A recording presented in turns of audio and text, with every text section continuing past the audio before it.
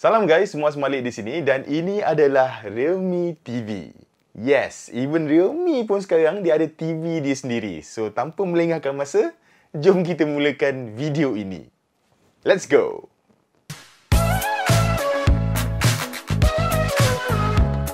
Jadi di belakang aku ni adalah Realme TV model 43 inci. So untuk market Malaysia ni, Realme ada bawa masuk dua saiz lah. Satu adalah model 43 inci dan satu lagi adalah model 32 inci. Kedua-dua model ni memang sebiji sama. Yang membezakannya hanya ada dua je. Satu adalah of course lah dia punya size screen dia. Dan yang kedua adalah resolusi dia. Dua ni je yang beza. Yang lain semua sama. Jadi masa mula-mula Realme TV ni sampai dekat rumah aku pun macam agak impress jugalah bila tengok rekaan dia tu kan. Sebab macam korang nampak lah, dia punya rekaan dia memang nampak cantik ke. Dengan bezel yang nipis gila dekat skrin dia ni. Lepas tu dengan logo Realme kat bahagian bawah tu. Senang cerita Realme TV ni memang nampak kemas lah rekaan dia. And dia memang nampak macam sebuah TV modern. Kalau nak komplain dari segi design dia ni, aku just sebenarnya tak berapa berkenan lah dengan stand plastik dia ni kan. Sebab aku sebenarnya lebih prefer stand besi sebab dia akan rasa lebih kukuh. Tapi tak apalah, overall walaupun dia menggunakan stand jenis plastik ni kan, actually dia sebenarnya disebabkan TV ni dia tak adalah berapa berat sangat, so agak kukuh jugalah, tak adalah bergoyang-goyang tu semua. Kalau korang ni pula jenis yang suka tempek TV korang dekat dinding gitu kan,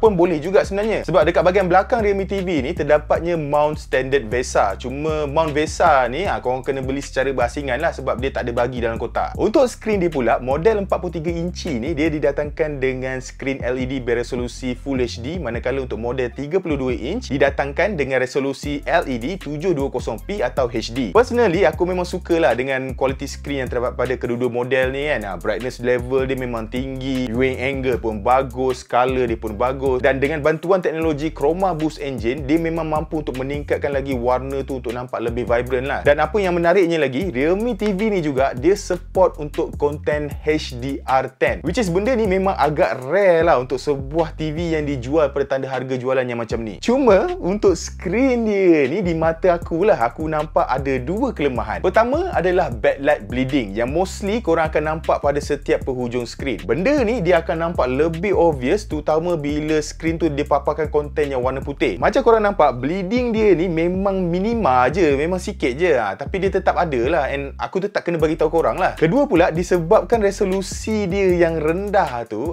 kalau korang tak jarakkan diri korang dengan skrin, dan memang korang akan nampak lah dia punya semua pixelated kat skrin tu kan. Jadi kalau dekat rumah korang tu, jarak TV dengan korang punya kerusi ataupun tempat korang bersila ataupun dekat tempat korang menepek baring tidur tengok TV tu kan. So kalau jarak antara korang dengan TV tu terlampau dekat, dan memang aku tak sarankan untuk korang go for Realme TV ni lah. Sebab obviously bila jarak terlampau dekat disebabkan resolusi dia rendah macam aku cakap tadi tu, memang nampak kot pixel-pixel tu. But overall, walau macam mana pun aku perlu ucapkan tahniah lah pada Realme kan, sebab dia mampu untuk berikan sebuah TV yang mempunyai skrin yang berkualiti untuk price range yang macam ni. Aku memang personally suka lah dengan skrin dia ni kan. Tak kisahlah pada model 43 inch ataupun pada model 32 inch. Antara benda yang aku suka juga berkenaan dengan Realme TV ni adalah dia punya speaker dia. Sebab Realme TV ni didatangkan dengan setup 24 watt speaker. Jadi untuk kedua-dua model ni, kedudukan speaker dia tu adalah pada bahagian bawah, dia menghadap ke bawah, dan speaker dia ni memang kuat gila bunyi dia. Bayangkanlah, most of the time bila aku pakai Realme TV ni, selalunya aku letak volume pada 10 to 20% dia. Itu pun bagi aku memang dah kuat dah, memang dah memadai dah untuk aku guna untuk kegunaan seharian aku. So bayangkanlah kalau letak pada volume yang lagi tinggi, memang lagi kuat lah cerita dia kan. Jadi speaker dia ni bagi aku memang mampu untuk produce sound yang bagus. Dia mempunyai clarity yang tinggi, distortion dia pun memang rendah, siap ada sokongan Dolby Atmos lagi kan. Cuma apa yang aku perasan, bunyi dia tu memang akan mula memecah sikit pada volume yang tertinggi lah. Dan satu lagi yang kurangnya berkenaan dengan speaker dia ni adalah dari segi dia punya bass dia lah. Bass dia tu tak adalah macam terlampau berdentum sangat. Dia macam macam biasa je. So sekarang adalah masa untuk sound test. So jom kita dengar, okay?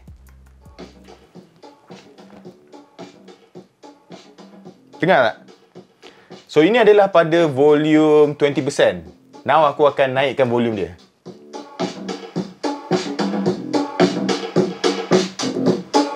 Ini adalah volume 100%. Aku tak tahu kau dengar aku cakap ni. Ni 100% tau. Nampak? Dia punya macam...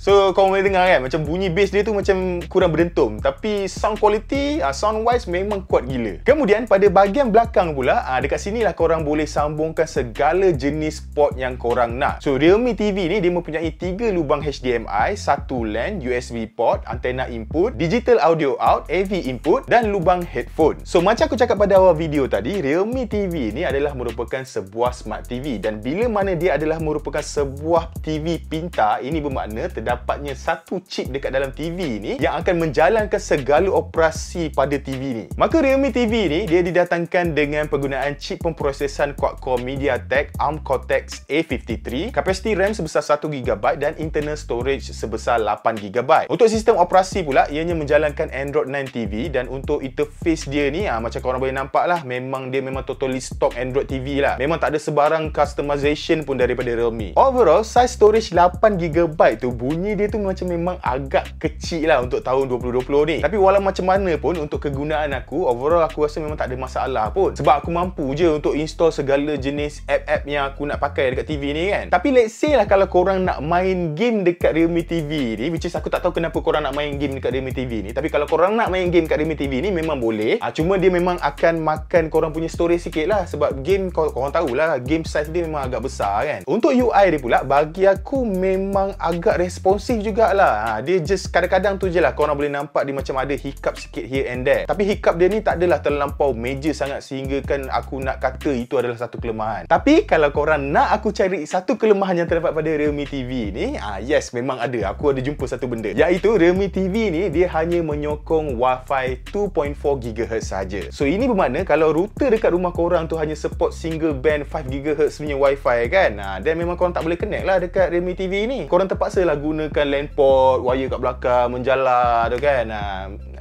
Itulah kelemahan dia. Other than that, aku rasa Realme TV ni memang okey kan. Dia memang samalah macam kebanyakan Android TV yang lain. Korang boleh download app, korang boleh gunakan Chromecast, korang boleh connect dengan controller untuk main game kan, sebab digunakan Bluetooth 5.0, dan dalam masa yang sama juga, dia juga didatangkan dengan controller, remote control yang sangat-sangat baik. Jadi dengan remote control ni lah korang akan navigate segala benda dekat Realme TV ni. So kalau kita tengok pada rekaan dia, remote dia ni memang compact. Dia mempunyai design yang ergonomik. Ringan dia tu tak payah cerita lah, memang ringan nak mati, dan permukaan dia adalah permukaan jenis frosted. Yang mana bila permukaan dia macam ni, bila korang sentuh, bila korang pegang tu, memang dia akan rasa selesa gila lah. Jadi remote ni sendiri dikuasakan dengan 2 bateri AAA. Dalam kotak dia Realme ada bagi satu set, dan remote controller ni dia connect dengan Realme TV melalui 2 input, iaitu secara infrared dan secara Bluetooth. Untuk kedudukan button, aku suka sebab dia ada button mute dekat bahagian atas ni, memang sangat membantu. Dan kemudian terdapat juga button khas Netflix, YouTube, Prime Video, dan of course lah benda yang paling wajib yang patut ada dekat Android TV ni ialah button Google Assistant. So dengan mic yang terbina pada remote ni, ini bermakna korang boleh summon lah Google Assistant kan, untuk check cuaca ke, ataupun nak pasang apa-apa video ke, semua korang boleh buat. Jadi Realme TV ni dijual pada tanda harga jualan rasmi RM1,499 untuk model 43 inch dan RM899 untuk model 32 inch. Kesimpulannya, bagi aku Realme TV ni tak kisahlah model 43 ataupun model yang 32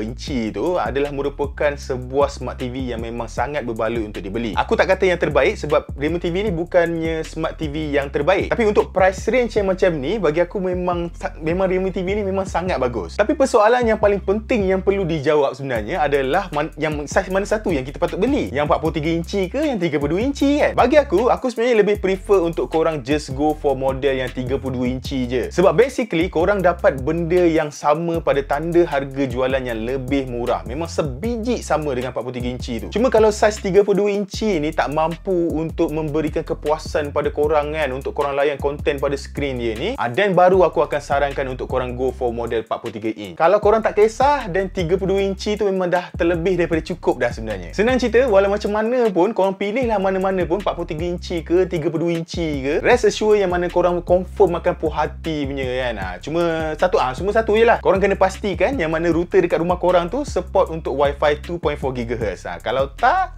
sakit lah pakai LAN kabel kan. Zaman bila pakai LAN kabel lagi kan. Jadi guys, sampai di sini saja video kita untuk hari ini. Aku akan letak link pembelian untuk Realme TV ni dekat dalam description box di bawah. Macam biasa, kalau korang rasa video ni best, jangan lupa untuk tinggalkan like dan subscribe. Kita berjumpa lagi di video yang seterusnya. Bye-bye.